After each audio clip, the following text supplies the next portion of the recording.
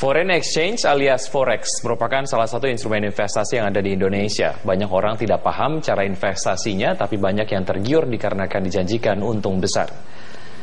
Praktik curang di dunia investasi masih banyak terjadi, salah satunya di dunia investasi forex. Belakangan puluhan nasabah kehilangan dananya yang mencapai 10 miliar rupiah. Diduga dana nasabah itu digelapkan petinggi di perusahaan pialang berjangka tersebut. Bermacam modus penawaran dilakukan, salah satunya adalah dengan modus yang memanfaatkan internet sebagai promo tawaran investasi. Setelah terkumpul peminat atau investor, diberikan kursus gratis mengenai investasi perdagangan forex di sebuah restoran atau hotel. Penawaran pun dilakukan dengan iming-iming akan mendapatkan keuntungan yang tinggi dan membuat sebagian orang mudah terjebak.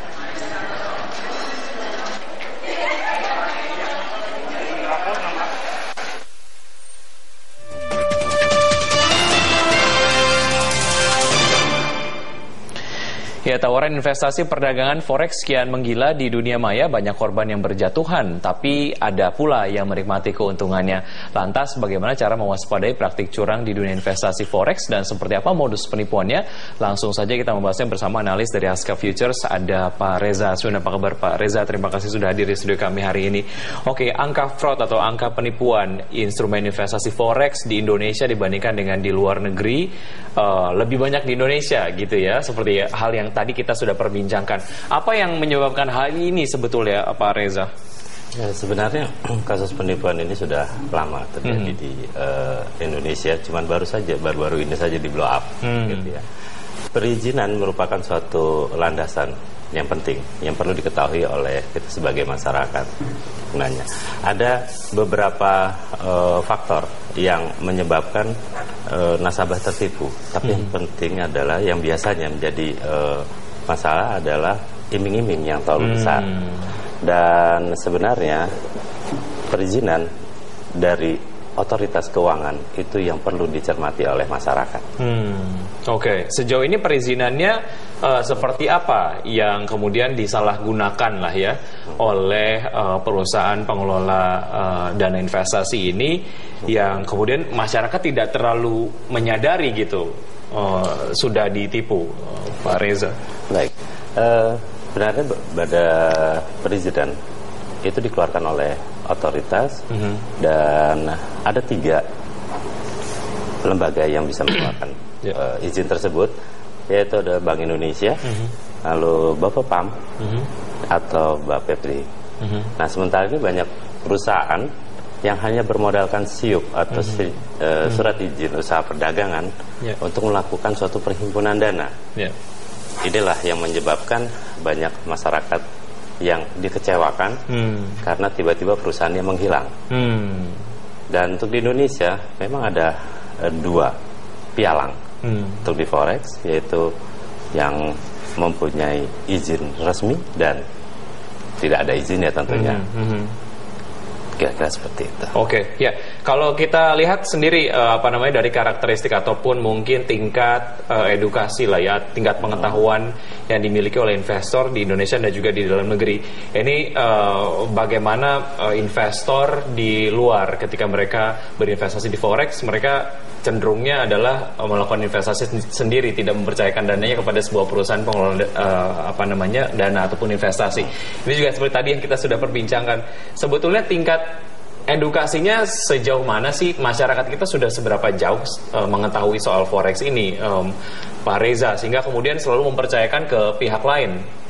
Ya, memang ini adalah tugas kita bersama untuk membuat masyarakat melek atas perdagangan berjangka ini. Di Indonesia sendiri sebenarnya tugasnya pemerintah lalu pialang untuk memberikan suatu edukasi.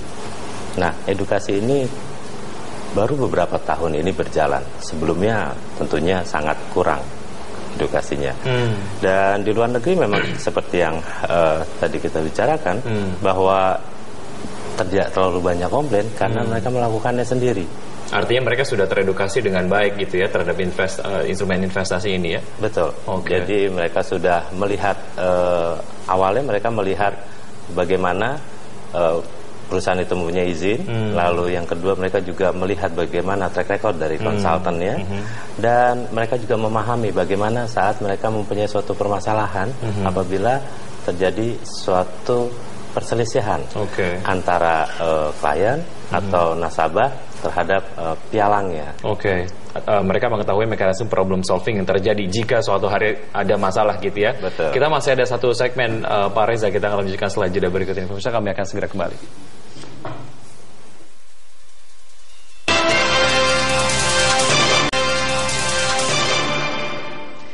Ya, kembali di Dialog Market Corner dan masih bersama Pak Reza Aswin, analis dari Haskell Futures.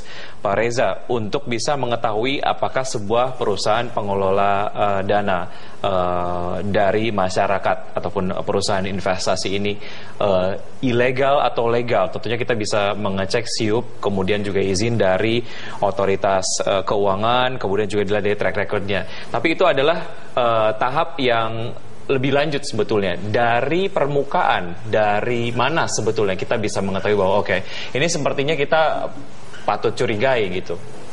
Ya, memang ada beberapa faktor yang bisa kita lihat. Yang pertama, seperti kita katakan tadi, bahwa kita bisa melihat surat izin dari otoritas atau dari Bapepti, kita bisa lihat dari webnya, bapepti.go.id. Di situ ada suatu icon atau suatu daftar blacklist dari perusahaan-perusahaan pialang yang telah di blacklist oleh pemerintah. Lalu kalau dari kinerjanya kita bisa melihat dari bagaimana dia membuat suatu pembelajaran edukasi untuk nasabahnya. Lalu juga kita bisa melihat bahwa konsultannya itu mempunyai track record yang baik atau tidak. Nah, dari situ semua itu bisa membuat nasabah mempunyai kesimpulan, dan tentunya yang paling penting adalah apabila terjadi perselisihan, apakah ada suatu prosedur yang dapat menyelesaikan masalah ini antara pialang dengan nasabah. Dan itu merupakan suatu harus ada suatu SOP. Ya, betul.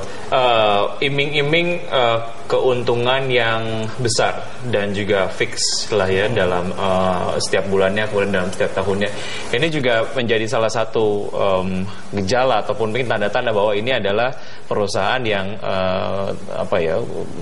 mencurigakan gitu sebetulnya. Anda melihat ini seperti apa? Kita harus sepakat dulu bahwa setiap bisnis pasti mempunyai risiko. Dan apabila risikonya dihilangkan, lalu keuntungannya diperbesar, ini merupakan suatu tanda-tanda bahwa sebenarnya perusahaan ini adalah perusahaan yang menipu. Dan ini bisa terlihat dengan pemberian keuntungan yang sangat fantastis. Misalnya dalam satu bulan bisa menghasilkan 50% dan fix gitu ya. Dan kita bisa lihat pada dua bulan pertama itu biasanya normal, dan setelah itu dari situ dulu kemudian kita bisa lihat perizinan, kemudian track record, dan juga ada hal lain yang juga harus diketahui oleh investor. Tipsnya yang bisa dilakukan supaya tidak tertipu lah ya, apa saja, dan kalau misalnya sudah terlanjur menitipkan dananya ke perusahaan investasi tersebut, apa yang harus dilakukan sebetulnya ketika menemukan sesuatu yang mencurigakan? Sebenarnya pada saat kita menemukan sesuatu yang mencurigakan, itu adalah yang paling gampang adalah menghentikan dulu transaksi perdagangannya dan mulai lapor ke Bapepti atau Badan Pengawas Perdagangan Berjangka Komoditi, dan nanti akan diteruskan ke Badan Arbitrase Perdagangan Berjangka Komoditi atau BAKTI.